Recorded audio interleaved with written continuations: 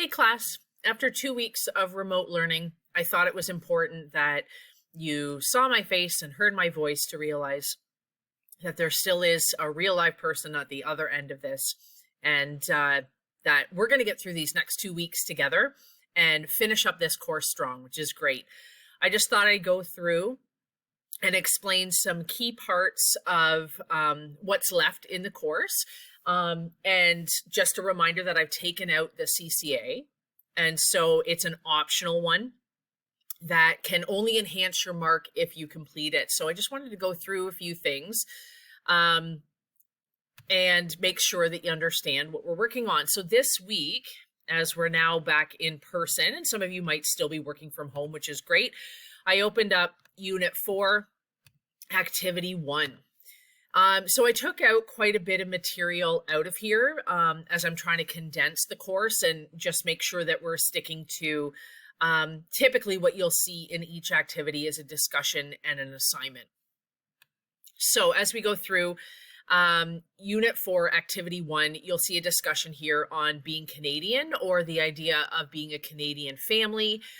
What does that all mean?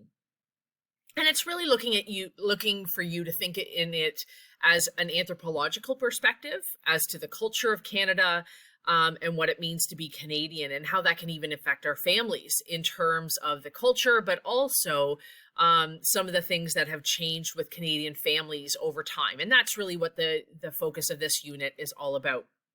So you're going to go through a lot of content, and there's some information there. You might see something like this, and it's simply attached to that where you're just thinking about what it was that you were reading, etc. All of these are going to help you in building up to the assignment that's down below.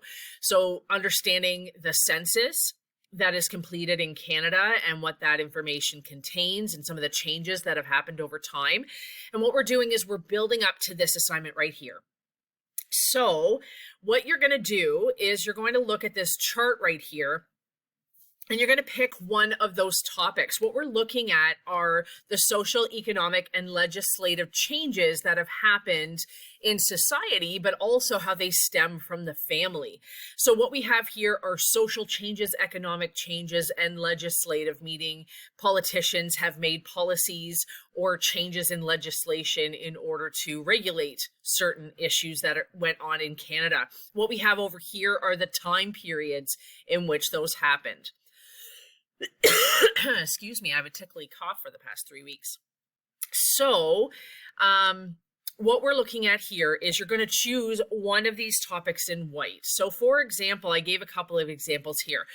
The impact of the Spanish flu during World War I. So if you look here, Spanish influenza, World War I, that was a social change. And you're going to be researching what happened to the family, or what were some of the changes that happened in society because of the Spanish influenza.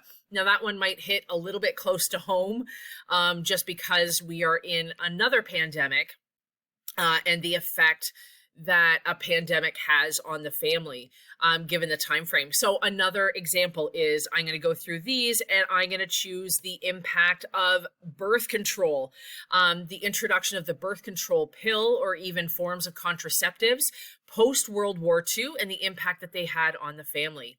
Hint, for women, it enabled them to get out of the house, to control the number of kids that they had, and that they were pursuing careers, not just families, and they were able to regulate some of the key things. So there are big changes that happened because of birth control post World War II, when women had been in factories, had been helping out, and they're like, hey, I really like this.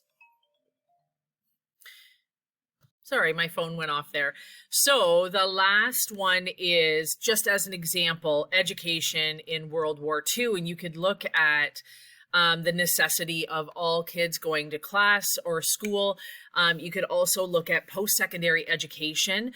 Post-1945, typically women did not go into post-secondary education, but with women wanting to go into the workforce and all of the changes that were happening, there was a lot more universities and colleges opening up to allow women, but also the need for education.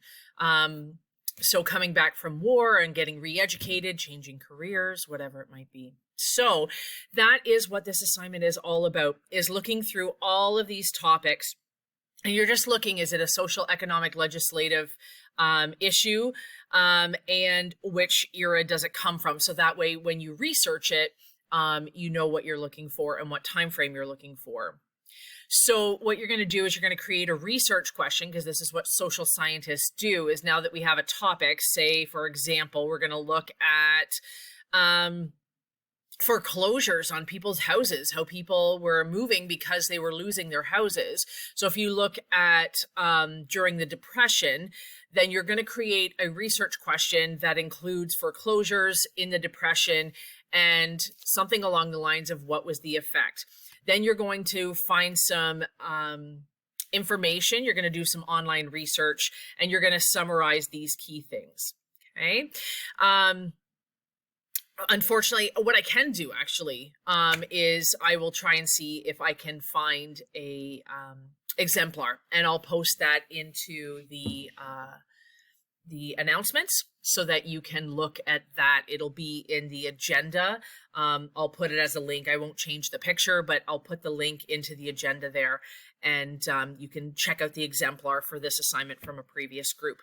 All right, so that's all that's going on this week, up to Thursday when this assignment is due. And I might open up Unit 4, Activity 2 before this assignment is due. So I might open that up on Wednesday. So you might be doing 2 activities at once, and then the rest are just activities in learning about the family. Okay, so there's not a whole lot of information, but functions of the family is a really important one that's going to play a part a little bit later on in Activity 2 and 3. Okay, keep emailing me those questions. Some other reminders is that CCA, I'm going to go back to that. I think I've moved some stuff. Long story short, I realized we were running out of time. There's just a lot that we cover in this class. And the activity for Unit 5, Activity 1, I just couldn't see with everything else going on, coming back to in-person learning, trying to situate. Some of you may have become ill, and I just want to make sure that everyone has an opportunity for success in this course. So the course culminating project that I had been introducing in each unit that was going to be due at the end is no longer required. You are not going to be penalized if you don't do it. If you go into the culminating activity, which is the idea is that you are going to create an organization or an institution that supports an issue in that's happening to families, and your organization is going to help families with that particular issue. So say, for example, you wanted to do mental health, because that's a concern that I have for all of my students. And I focus mainly on students when I talk about mental health, because they have been going through a lot. There have been so many changes, and especially at a time when you're forming your identity, etc., and trying to build plans for the future, and you don't know what the future holds right now. So if I was to look at mental health and the effect on teenagers and how that affects the family, I'm going to create an organization that supports teenagers specifically. Okay, so you can follow all the directions through here, and you can create one of these. Most people do a slideshow, but you can do any one of those talking about what your organization is and why it's important, etc. And there's lots of things to follow there that you need to have within your presentation. Again, this is not required.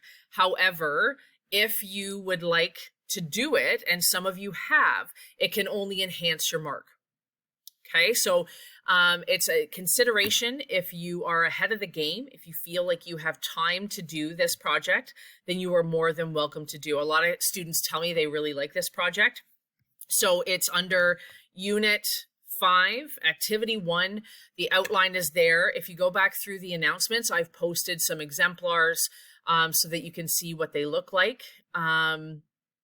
And if you have any questions that you'd like me to email you exemplars, just so you can sort of see what this project is all about, I am happy to do that. So you let me know what you'd like to do. And if you don't complete this, again, you will not be penalized. Just wanted to throw it out there that you have an opportunity if you would like to do it.